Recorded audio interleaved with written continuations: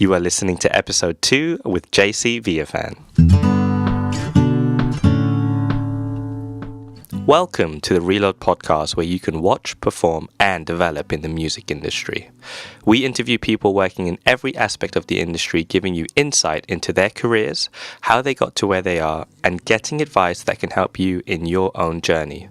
My name is Josh, and let's get going with the episode. No example of a love that was... Hello everybody, how's it going? Today I brought my good friend JC Villafan. Now JC is an independent artist who resides in LA. He has put on several shows all across America and has toured Europe on many different occasions, both with his band and by himself. In fact, we actually connected years ago when he came down to London and performed on Reload sessions for us.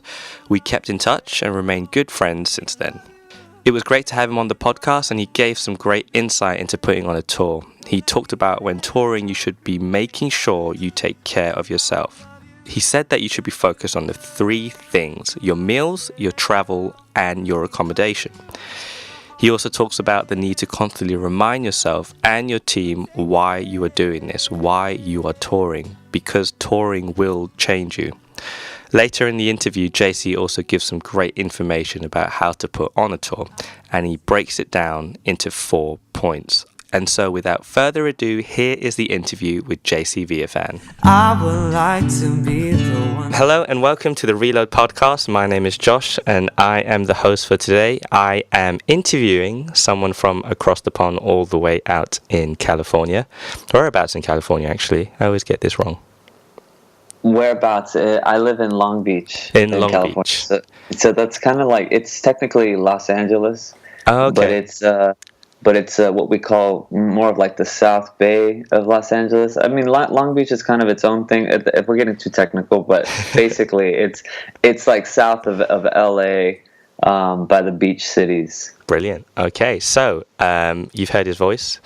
He is a singer-songwriter, Hello, a beautiful human being, and a wonderful friend. His name is JC Villafan. Have I said that correctly? Yes, Villafan. Yeah, I know. Exactly. You put a little twist in it. Villafan. I always get it wrong. I try to actually say it differently than the way anybody else says it, just to try and be even if they say it right, I'll say it differently. So Well, JC, thank you for coming onto the podcast. But actually, I know we were just talking about it. About 2 weeks ago, the roles were reversed. You were interviewing me on your podcast, the Faith Hustle podcast. Yes. So I recommend Which anyone. One? Amazing. Yes, no technical difficulties at all. But I recommend for those of you who want to listen in on me babbling on about how Reload sessions began and how we got it to where it is now. Go check it out. Check out Faith Hustle podcast with Freddie and JC Villafan. Yes, please do. Thank you. Yeah, no worries, my friend. So, JC, I want to start off with how we first met. I know we talked about it on your podcast. Yeah. But can you paint me a picture and remind me of how it all began? Absolutely. So it was a humid yet dark summer day. Brilliant.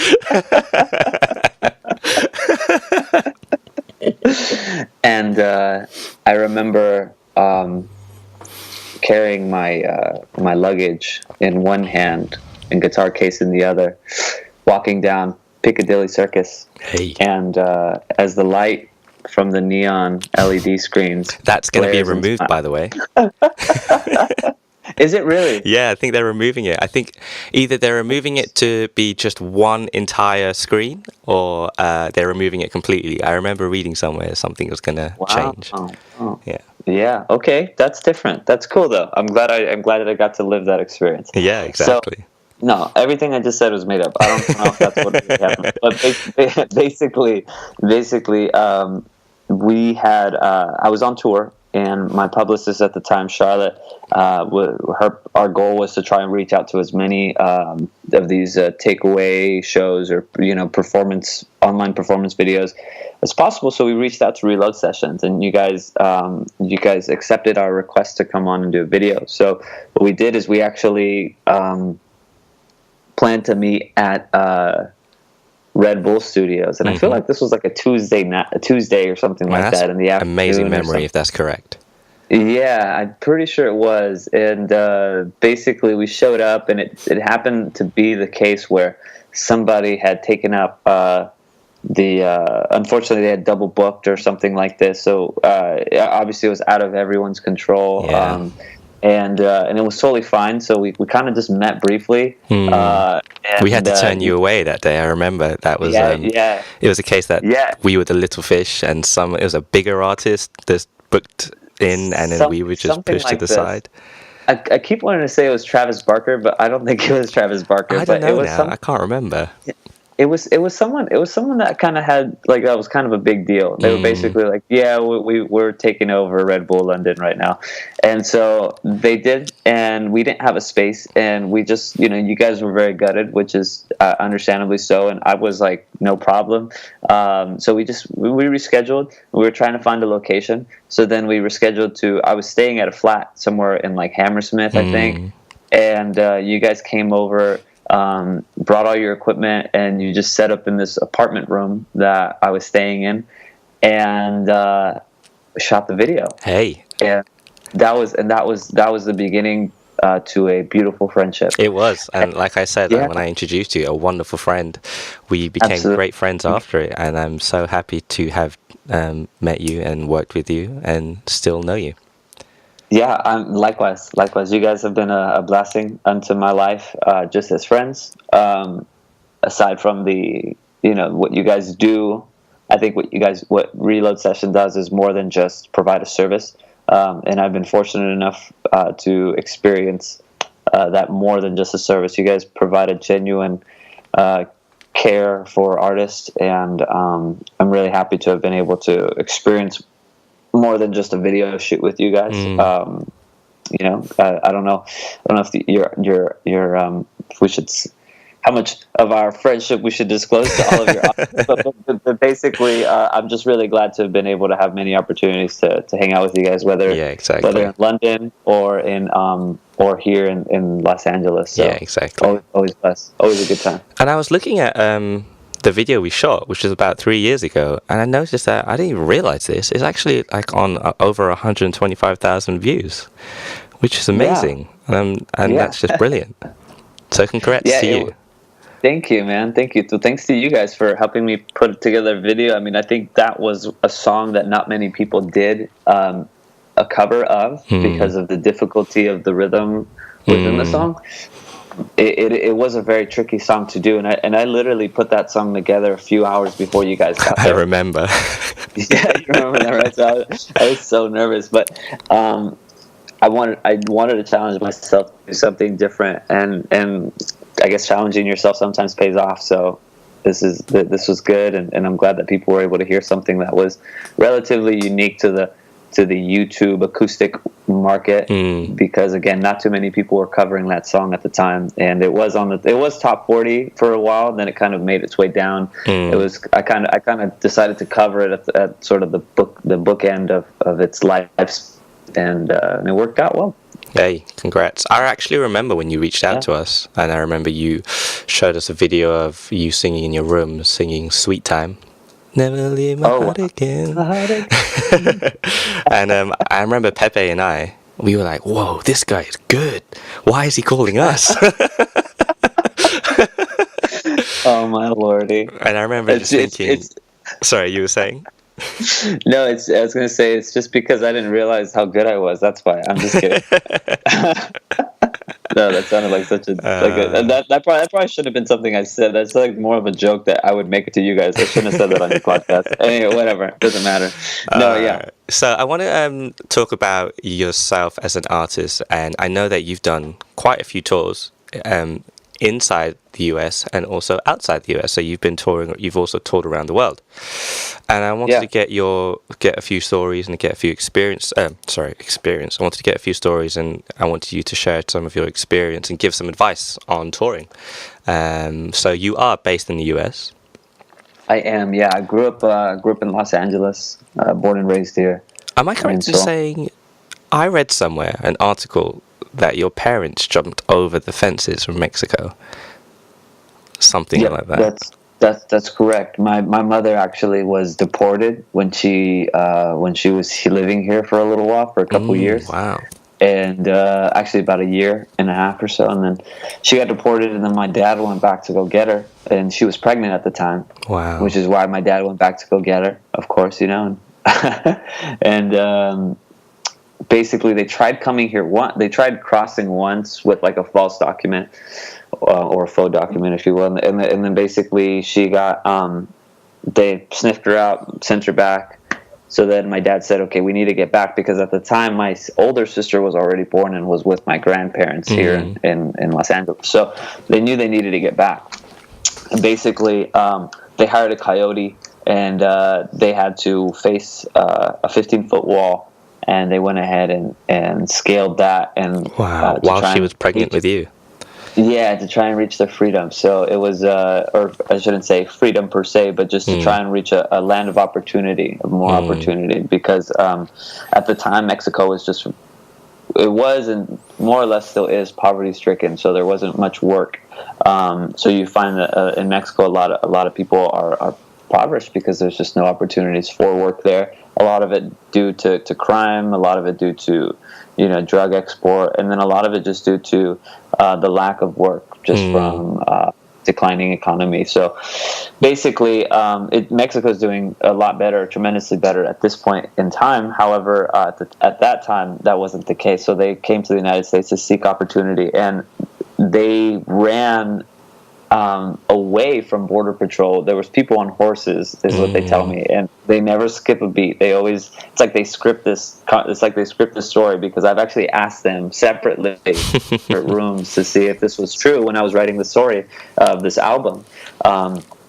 And I wanted to make sure that my resources were true. And I went as far as to even ask my grandmother and see what her take on the story was. And it all was all in sync with each other. So I just knew, okay, cool. There's something going on here, and there's something that had went down that was really special. So they had ran away from Border Patrol that were, they were on horses, and I guess they were getting caught up, and basically the coyote had them jump into a bush. And the coyote is the name of a person who takes you across from Mexico border to the United States. So the coyote then goes and takes my parents, throws them into a bush. He goes and hides into another bush. And my dad tells me that he remembers being like covering my mother and remembering thinking, dude, these horses are just so close to us. They were just like, just trampling right next to where they were. Wow. Didn't find them.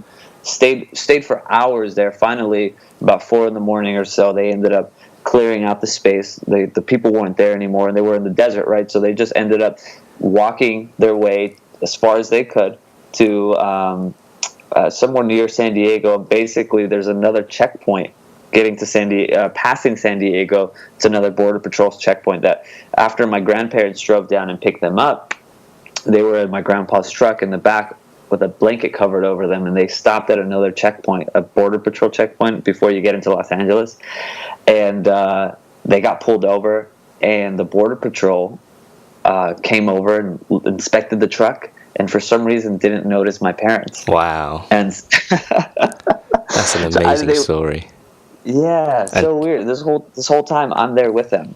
It's weird, depending on your perspective on how you see pregnancy, but I was there with them. There with them. And 20-something years later, you're here with so much opportunity, a creative. That's basically it. I mean, I wrote that into an album concept because I started to realize, I started to be more, as I reflected on my career, as I reflected on my opportunities, I started to realize that my father always told me being American and being just about any other privileged country, and being that means taking advantage of the opportunity in front of you, being English, being American, being French, whatever the country you're from that has the privilege to do something great. That means that you are there to take advantage of great opportunities, and if you don't make something good out of it, then really the only one you have to blame is yourself. Yeah, exactly.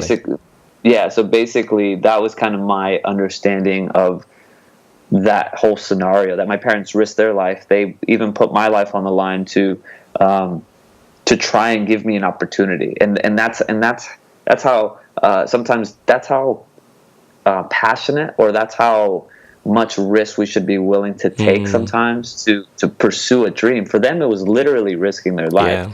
For some of us, we don't necessarily have to do that anymore because we've already had people risk that to have given us an opportunity to then go and risk other things. And sometimes some of us are too afraid to risk things that we are holding ourselves back from reaching a new space, a new place, that we have to leave old things behind, much like my parents did when they were leaving behind Mexico to find opportunity. Sometimes some of us have to leave things behind. Maybe not physically a country, but sometimes we have to leave mentalities behind. Yeah. Sometimes we have to leave habits behind that weigh us down, that don't let us get to the next level. Yeah, no, wow, that's inspirational right there. I want to talk about your experiences with touring, because you are, am I correct in saying you are an independent musician, artist? I am, yeah. And you toured the world. Well, you've toured outside the US. Yeah. In this, actually, you did it this year. Am I correct? No, last year. Sorry, you came to London. I remember when you were touring. You came to London. Unfortunately, Pepe and I were out of the country, but you did it with yourself and your band. And how many countries did you tour?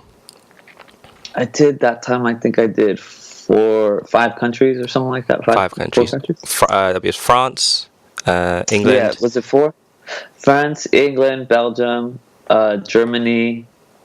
Just the 4 this time. And like, speaking of opportunities, like, man, you went for it. Being an independent artist, how do you fund such a project?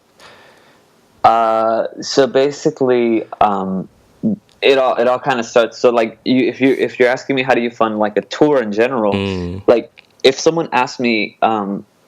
If someone ever came up to me and said, "Hey, JC, how do I do exactly what you're doing right now?" and they see me with my band, with my team, I know they're asking the wrong question, because really the question it should be how do I start small, because I started very small. You know, I had to start my momentum with a very, very small circle, with a very small snowball, if you will, because that's all I could carry as an independent artist. And someone's then asking me, "Hey, how do you carry this really big? How do you carry this bigger snowball and create momentum with that?" And really, the question shouldn't be that, because then I see that their focus really is like, how do I, basically, you're kind of missing the point, is what I'm trying to say. Sure. If you're focusing on just trying to have this like bigger tour, et cetera, especially if you haven't started anywhere. So if you haven't started, I would suggest saying, okay, don't worry about that. Book as many coffee shops, open mics as you can. The way you fund it is by throwing car washes, or having a bake sale, getting your family involved, and seeing if anyone is willing to like sponsor you or something like this. Is doing a crap ton of legwork, so that way people could donate, or could buy something for an exuberant amount because they believe in what you're doing. So basically what I did to start everything off is what I'm getting at, because this is that tour, me taking my team and me being able to stay in hotels and stuff, and the funding behind that, and people actually coming to the shows, us getting cuts from the venue, etc. Like that came from 4 years of hard work. Yeah, you've actually done a few tours, right? Yeah, totally. I've done a handful, and because I think there was a point in time where when I first started touring in Europe, I was there for a month, or like two or 3 weeks, and then I came back and I toured in the States, and then in 2013 I came back in February. I remember turning 21. Actually, on the road, because I flew out like February 13th or something like this, and then I didn't come back till about September. Wow. So So within that time, I just did a bunch of tours, and I was just living out in Europe, just just I mean, I can going imagine anywhere all and the everywhere I could. networking and all the contacts you were able to get from all that experience whilst you were traveling. I mean, one of them was us.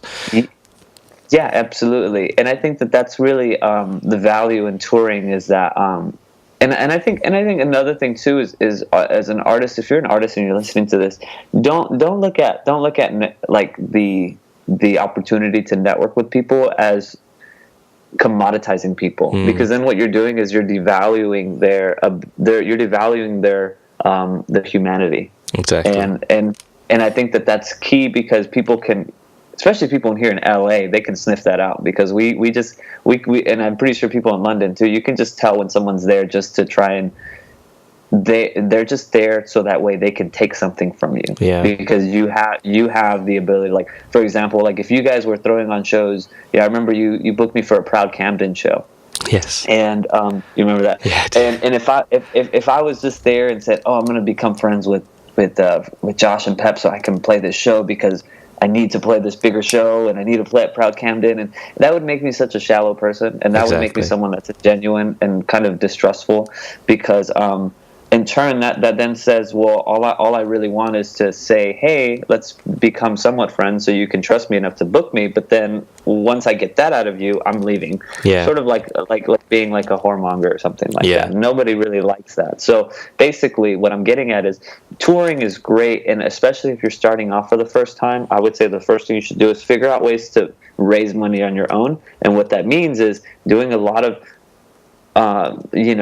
like not so sexy things to try and make some money, so that way you can put away a few $1,000s to front the cost. And a lot of this, if you do it right, if you create your business, you can then write off those costs. So over the next 2 years, or hopefully just the 1 year, if you're counting your business to have a loss within taxes, etc., you'll get some decent tax breaks as the years go on, because you'll notice that really all of that money you're putting into is just investments for your business, and you're not going to really be making a lot of money up front. And if you do, awesome. But if you don't stress it. Just know that everything you're doing is an investment to, one, create an opportunity to connect with your audience and develop that, because it's really important to just to connect and really engage with your audience, as opposed to just assuming that you're doing them a favor by them showing up, because in essence that's kind of what it is. But really, I mean, you're there because of them in essence. Yeah. So you want to really truly value that connection with your audience, grow with them, get to know them, spend time with them, have meet and greets or whatever, hangouts. There was a time where I did a potluck in Lyon for my fans in France, and all of my fans in Lyon just came out and we just shared food, and I played some songs for them at a park, and it was like 50 of us. It was a beautiful time.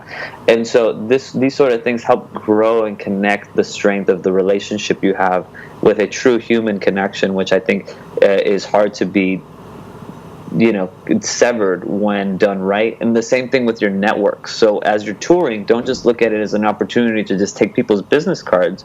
Look at it as an opportunity to grow and truly connect on a human level with people. I know that you guys have offered many times to go, for me, and I'm, just to go ride bikes with you guys, and for me that was just too active at the time. but the point is we did other things. But the point is it was like, if you get opportunities to hang out with people while you're on tour, if you get opportunities to spend time or just have deeper conversations, don't just go back to your hotel room and just bury your head down and just go to sleep. There's people that you're there and you only have a small window of time to sort of invest in and give to them, as opposed to, and by giving, I'm not saying like giving opportunities, saying, hey, like I got these trading cards of connections and networks as well, like here you go. They're not trading cards. By giving, I mean giving value. Like, what are you giving to someone when you sit down with them at a table? Are you inspiring them? When you sit down with them at a table, are you encouraging, or are you making them laugh? Are you making them think? All these things you need to realize and say, okay, what am I giving to people when I walk into a room? And that's essentially an asset to you that makes you who you are, that you can impart into people, and that in turn I think helps create your deeper networks, that helps create your deeper connections, if you will, in a true sustainable and responsible way. That's not just shallow. So in your eyes, with the last tour you did, or even all your tours, did you go in thinking, okay, you know what, I'm not going to make money of this. I'd rather have a better relationship with my fan base. I'd rather have a network system, create a network system, but a genuine network system. And I'd rather invest in building my fan base? Or was it a case that you were like, okay, how can I make money? How can I try and break even or even make a profit out of this? Yeah, none of those things were true for me. I actually went in saying to myself, how can I inspire someone with my music? How can I encourage someone with my music and with my presence? And if I can just go and do that, then I'm happy. So basically, it was kind of like a missionary trip in a way, where it wasn't so much like preaching the gospel of Jesus, but rather preaching the gospel of hope and encouragement through the lens of just common morality, through the lens of common ethics of, like, we all have, regardless of what religion you are, because I'm not a religious artist, but regardless of like what religion you are, regardless of what sort of mindset or perspective you have, we all go through difficult times. And my hope was that I can go into a space, sing a song that could encourage someone, that they would actually consider the way they see life from then on out. Sure. And for me, I went in there with the idea that I don't really know if I'm going to make money. I don't really care. I don't know if who I'm going to meet. I just went in there with the passion of this is what I do, this is what I want to do, and this is why I do it. And that was my focus always. And it got to a point where that started to become less of the focus, which is when my tour started to, I think, get derailed, which we can get into later. But basically, that was my why. And because of that, I think that people just, in turn, thanked me with their money. Yeah. And that gave me the ability to then pay for tickets to the next place and then to the next place, because we were literally living on the road, and we were just, the way we were paying for the tour was we were hoping that we would make enough money to get to the next place, to the next place, to the next place. Wow. Did you ever get to a point where you were in the middle of your tour, even at the start of building the tour, and just think to yourself, what the hell am I doing? Why am I doing this? Why don't I just do something else and just be done with such a grand project? Yeah, I thought that mostly towards the end of my touring. Oh, because, okay. Yeah, I thought that mostly towards the end of my touring, because again, the thing was that really brought me there, because I've done a lot of analyzing on these things, sure, just to try and see where I went not That's wrong. That's good. You need that feedback loop, right? Yeah, absolutely. So that way, when this all happens again, I know how to keep my focus together, and I know how to maintain the momentum. Sure. Because a lot of times for artists, especially independent artists, when they start getting buzz and when they're building momentum, a lot of them die down and don't build it back up again, because they don't know what's going on. So they just know that there's a lot of people paying attention to them. So then they start to pay attention to all the attention they're being given, sure, as opposed to paying attention to the main reason why they started this. And it's the main reason why they started this is why they got the attention in the first place. So you can just drop. I needed to stop looking at all the people that were looking at me and keep looking at the whole reason why I started doing this, was to serve people through my essentially through my message, or whatever you want to call it. But it was just an experience that I wanted to give to people. And because I started to focus less on that, and my song quality went down, I think my performance quality went down, and I started to focus more on myself and how people made me feel about myself, rather than just who I know I was. Because once my music quality started to go down, and then songs stopped playing on the radio, or I started getting interviews, or no more TV stuff, it's like I started to devalue myself, because I thought, well, I'm not doing this stuff anymore, so my songs must suck, or I must not be as great anymore, or people aren't coming to my shows anymore. So I started really seeing the negatives, because I was trying to hold on to this affirmation that was it's a great affirmation to have fans come and adore you and love you for who you are. But when you start to find all of your value in that, as opposed to the value and, okay, my mission is to, whether it's for one person or for 1,000 people, at the end of the day, my goal is to try and hope that people leave this space encouraged or inspired when they're done with this show, or that they leave this place with a sense of hope or with a sense of gladness, because life is, like I said, life is rough, and I want my shows to be an experience where you just kind of need that pep talk, and I can do that through music. So I wanted to do that, and for some reason I lost sight of that, and when I did, I realized that I started to lose sight of the motivation that I would kind of give myself, and thus I started to question everything I was doing. Money was getting scarce. My shows were just kind of slimming down. We weren't getting as much PR anymore, and it just became this like spiral downwards of just me plummeting into a depression, essentially. So that's what ended up happening at the end of my tour, and I called it quits. Wow. I know that we're going to be ending the podcast in a bit. I just want to ask you 2 more questions, if that's okay. No. Ask away. We're not on a time crunch. There we are. No joking. Okay. So in terms of so you were giving a bit of advice to artists about putting on a tour. Like, what's the top 3 pieces of advice you would give to an independent artist who wants to put a few shows on, whether that's in the same country, or if they want to go tour around around Europe or around America? What advice would you give? Yeah, so there's, to that question, I have like 2 different answers, because there's like the introspective advice, like the internal philosophical advice that I would give, and then there's like the practical logistical advice that I would give. Can you give me one aspect from the philosophical and one aspect from the practical?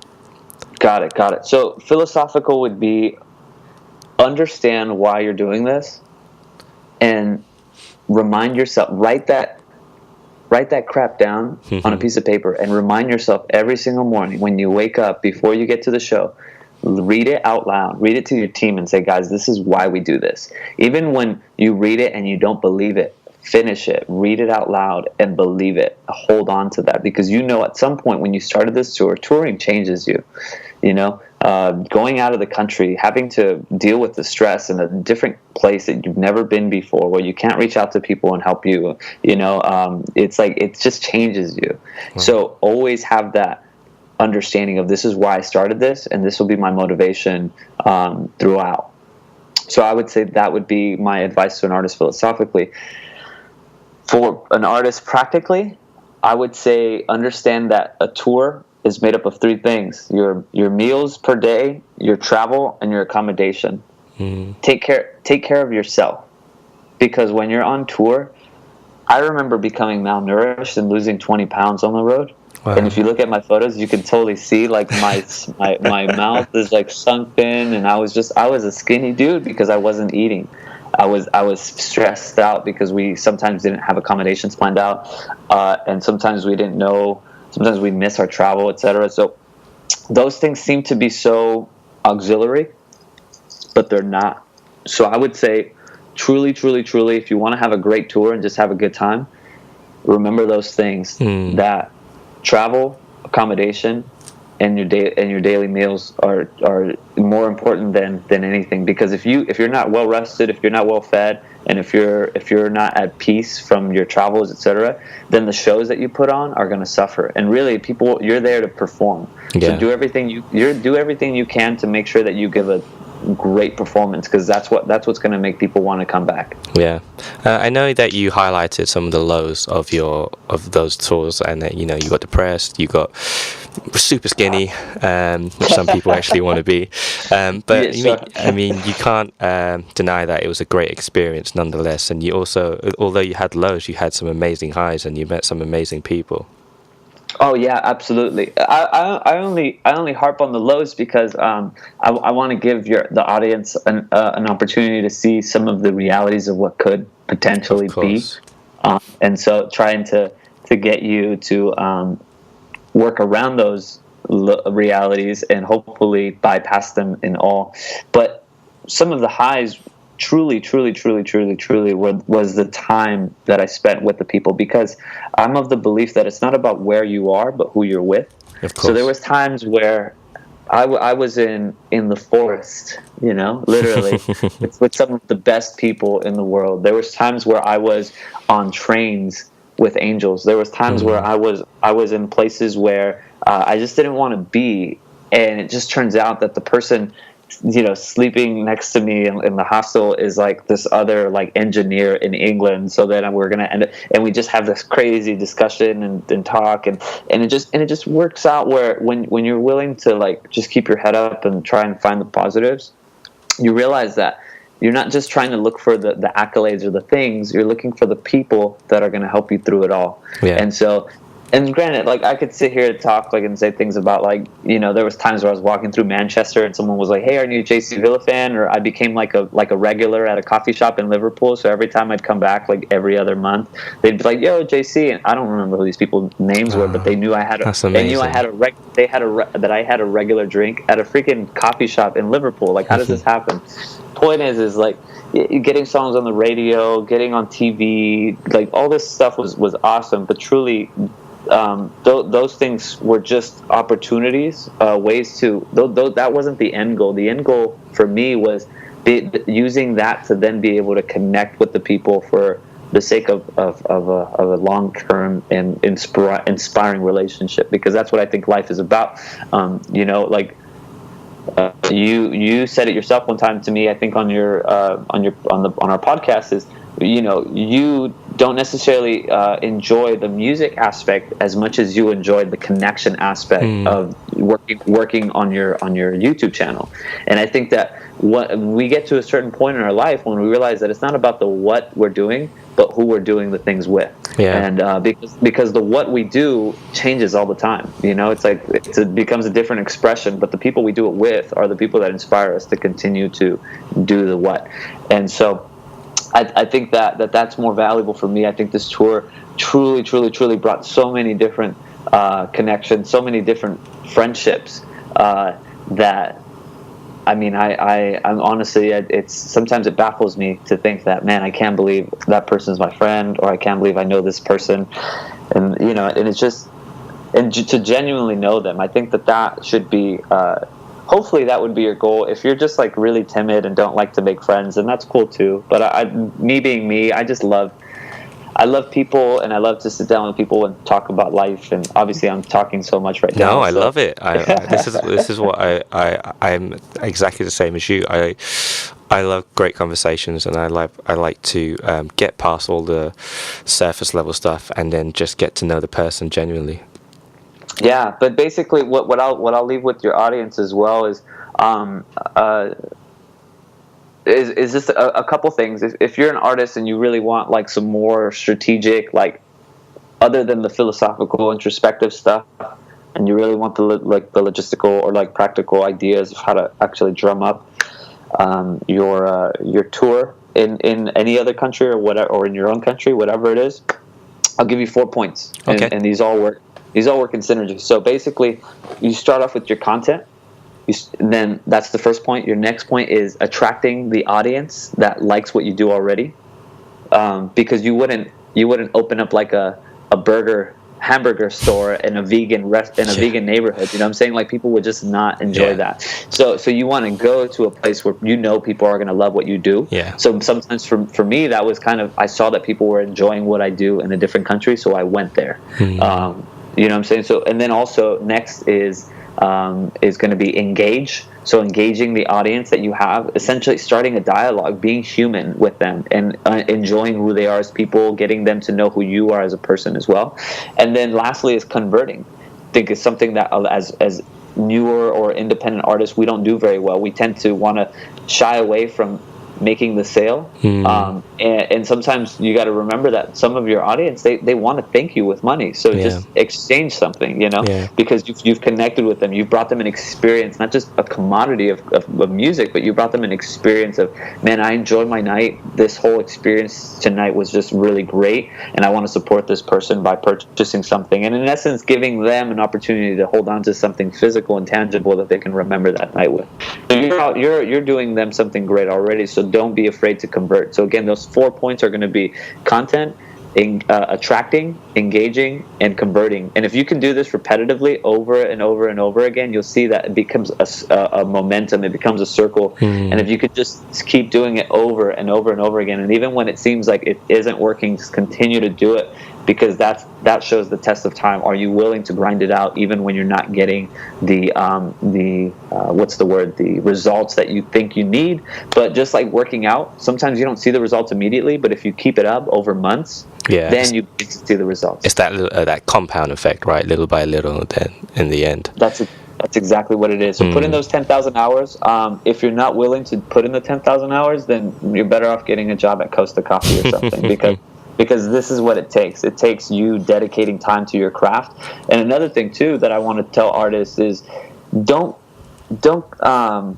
commoditize your creativity for the sake of money, because then all you're doing is you're limiting your creative spirit.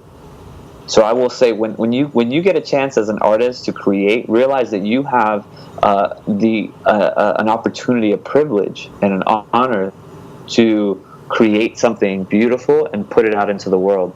And so I would suggest for an artist, because after getting signed to a sub label of Universal, I remember putting my creativity in a box and trying to commoditize it. And I remember being so stressed out that I wasn't able to deliver that right song, so CeeLo Green wasn't going to pick it up or something like this. And then I thought to myself, I hate writing now. So don't ever commoditize your music to the sense of, or creativity to the sense of, well, I need to write so I can make music, or I can make money. Write because you love making music. Write because you just love expressing yourself. And I think in essence, that's been some of the best art out there, is that people just wrote this record because they just needed to write something and express themselves. And I think that within itself will commoditize itself if it's great. Because when I wrote Sweet Time, I didn't write it thinking I want this song to get played on the radio, or I want to get interviewed on BBC Merseyside because of this, or I wanted to be on France 2 on national television. I wasn't thinking any of those things. I was just thinking, I want to write a song that represents where I'm at right now, and I want to write the best song I can.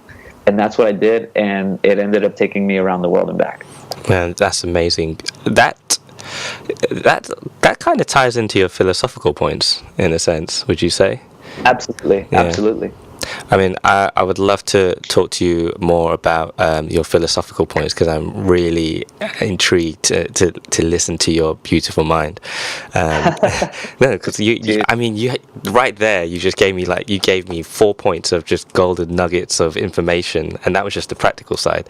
So I've got one last question to end it on, which I ask all of the people I interview. In your mind, what is a successful artist?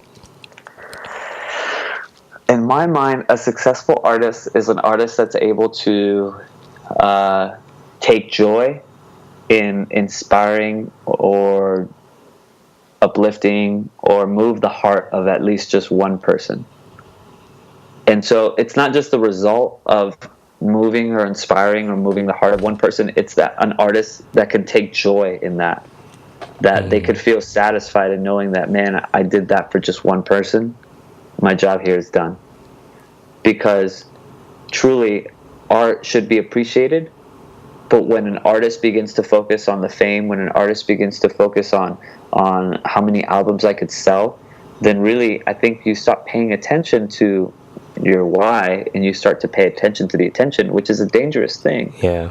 So if you can just focus on taking joy in the few that you get the opportunity to serve and present your art to, and to move and inspire, whatever your art's meant to do. Some people create art to help them introspectively reflect and thus make them cry, which is great too. because we need that. Some art is meant to tap the feet of people and get people moving, which is awesome. If that's what your art's meant to do, great. If some people's art's meant to empower and encourage through song and lyrics and through movements of chords, etc., that's what my music does. And if that's what my goal is, and if I can do that for just one person, I will take joy in that, and I could quit. That's amazing. I'm not gonna, but I should be able to say, you know what, I did that for one person. My job here on earth is done. Yeah. But obviously it's not, because I'm still here, so I'm gonna keep doing it. What a brilliant answer. JC Villafan, if people want to find out who you are, what you do, and listen to you, where can they find you? Absolutely. So you can go to my handle is at JC Villafan, and that's the letter J, the letter C, V as in Victor, ILLAF as in Frank, AN as in Nancy. So you can just do that handle on Instagram. You can go on YouTube and just type my name in, or you can just Google my name. If you just Google my name, you'll find a bunch of stuff. That's brilliant. JC, I hope to come to America soon, as I was telling you before the interview.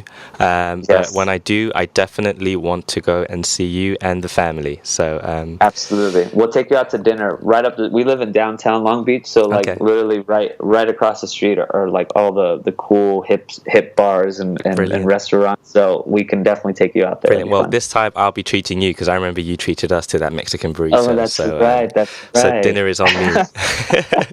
JC, my friend, it was lovely to talk to you. I'm sure I'm going to talk to you more before I see you. And thanks again for coming down. Cheers. Take care, my friend. For every heart that beats, for every heart that beats. And so that was episode 2 with JC Villafan. I had a great time having JC down, and it was great to talk to a friend again. And if you are interested in reading any of the show notes, you can check it out on our blog at reloadsessions.com. My name is Josh, and thank you for listening to the Reload podcast. I'll see you on the next episode. For every heart that beats. Girl, let me love you for every heart that